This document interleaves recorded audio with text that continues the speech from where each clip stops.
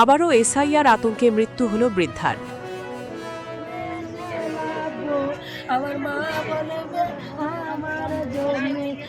দক্ষিণ ২৪ পরগনা জেলার কুলপি বিধানসভার অধীনে রামকৃষ্ণ গ্রাম পঞ্চায়েতের নাকনান গ্রামে বাসিন্দা আসমা বিবির মৃত্যু হয়।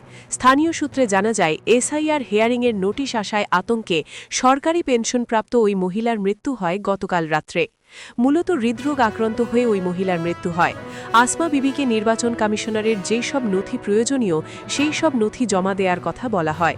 প্রয়োজনীয় নথি জমা দেওয়ার পরও আবারও আসমা বিবির নামে হিয়ারিংয়ের নোটিশ আসে, আর সেই নোটিশ আসায় হৃদরোগে আক্রান্ত হয়ে মারা যায়।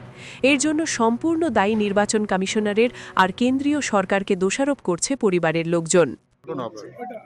এই ঘটনাটা এটা কেন্দ্রের বিজেপি সরকার, যে একটা ৭০ বছর বৃদ্ধা তাকে হিয়ারিং নোটিশ পাঠিয়ে আজকের এই হেনস্থার কারণে আজকে এই মৃত্যুটা বরণ করেছে।